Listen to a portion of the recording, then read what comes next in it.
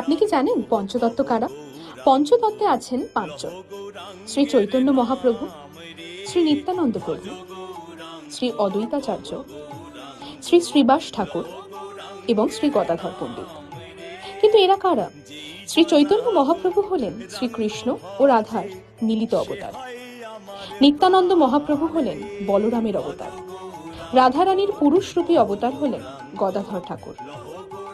অদ্বৈতাচার্য হলেন স্বয়ং মহাবিষ্ণু ও সদাশিবের মিলিত অবতার। আর শ্রীবাস ঠাকুর হলেন নারদ মুনির অবতার।